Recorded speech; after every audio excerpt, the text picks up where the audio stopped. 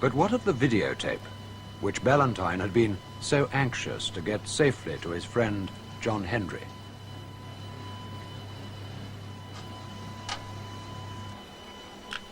Apparently nothing. No picture, just the ceaseless noise of space. No different from countless other tapes in the archives of radio astronomy. There was, we were assured, no solution here to the mysteriously violent death of Sir William Ballantyne. But what it meant?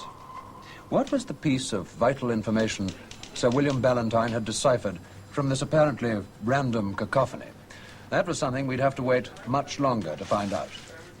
In the meantime, however, something happened which, at least at first, seemed to offer us some sort of a clue. An outside telephone call was put through to the science report office.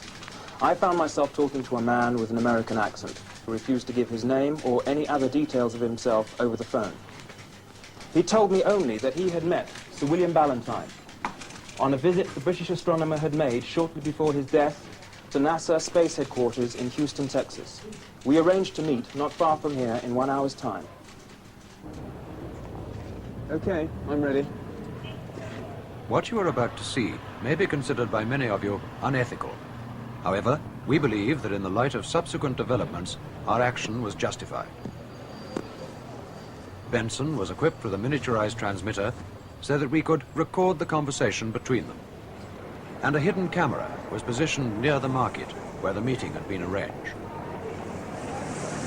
Colin Benson. Yes, hello. Hello. Would you like to go back to No, we're all right here. Listen, something I have to know. How far are you going to go on this thing? I mean, all the way. That's what I'm here for. Can you help? Oh, I can help. But we do this thing my way, okay? Okay, fine. Let's walk on a little bit, okay? I'm sorry if I seem a little bit nervous. It's mainly because I am. Nervous? What?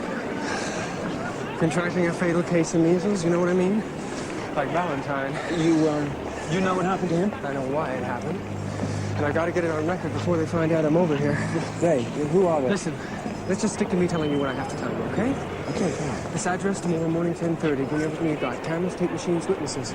That's the kind of protection I need. I'll have everything for you there.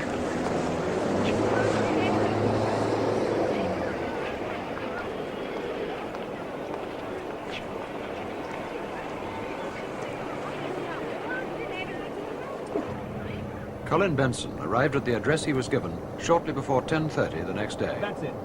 Together with a full camera crew. Okay, drive in. Okay, sound? Yep, got it.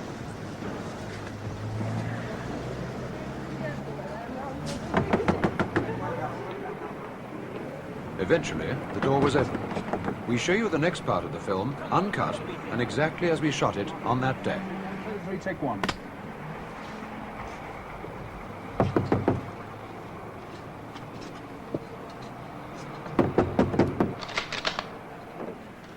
Who is it? Anglia Television. Science report. Who?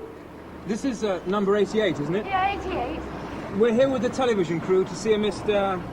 Is there an American... You mean Harry? That's it. It's... Can we come in, please?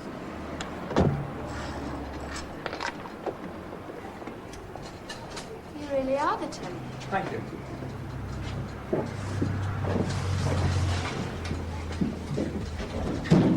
I don't know what this is all about, but you're not going to get much out of Harry right now. Come on, lads.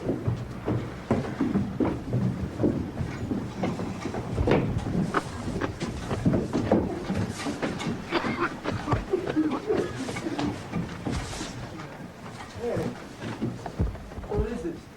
They said that you knew them. Yesterday. You remember? Oh. Leave me alone. What's the matter with him? Get them away from me. You better go. Is he on acid or something? Just get out of here, will you? Answer our questions. Harry! Don't be an idiot! Leave! Go away! All right. Please, Go. Leave!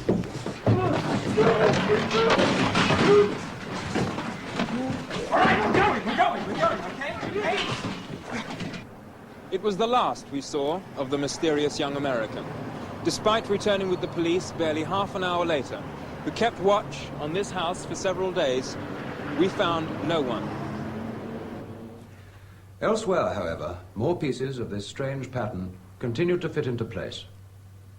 The great world drought of that summer was unequalled in recorded history. Europe's normally green dairy country was reduced to a dust bowl.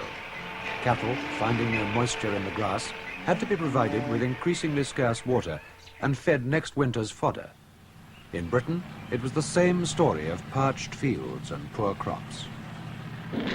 In France, forest fires out of control devastated huge areas of woodland.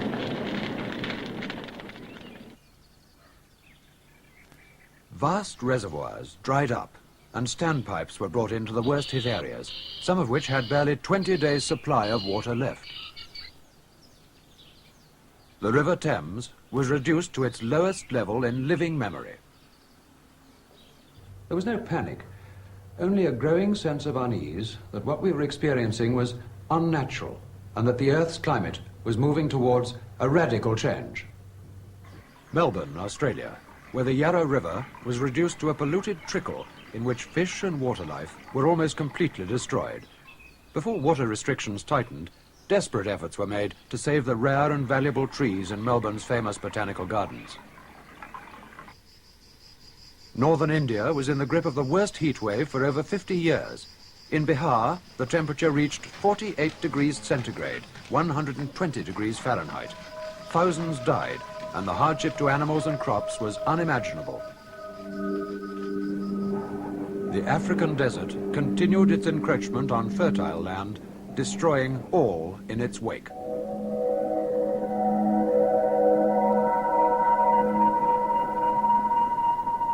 Meanwhile, in China and the Middle East, unparalleled earthquakes killed millions, far more than might have been expected from a nuclear attack. On the far side of the Pacific, the whole of the Caribbean seemed on the point of eruption.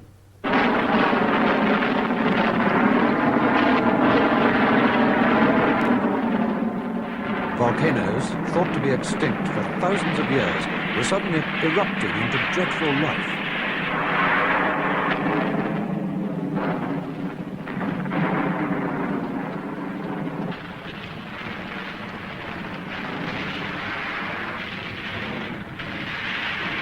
Pressures from shifting land masses in Central Europe destroyed centuries of history.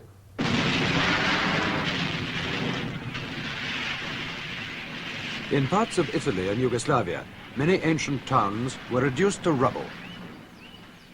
International rescue teams evacuated thousands from the threatened area, but many others were too broken by the experience to leave. Scientists began to suspect that the balance of the Earth's ecology was far more delicately poised than they'd yet realized.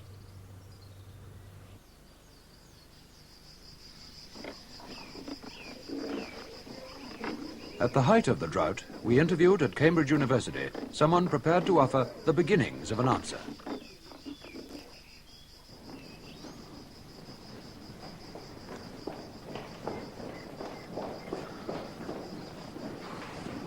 You hear them?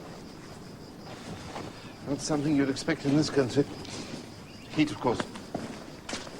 Gerstein's theories, when he first put them forward over 20 years ago, had been almost universally dismissed. He was called an alarmist and a pessimist. Events proved him, on the contrary, to be something of an optimist. By the late 60s, the Earth was already so trapped within an envelope of its own pollution that heat from the sun and the Earth's industrial processes was having increasing difficulty in escaping.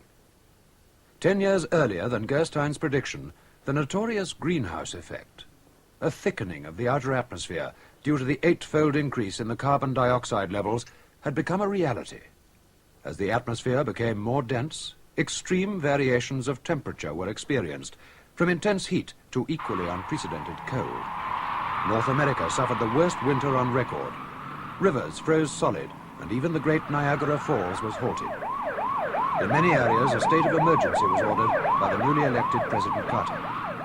But the most frightening discovery which scientists made was that last year's unmelted snow line is the next step to a future and unavoidable ice age.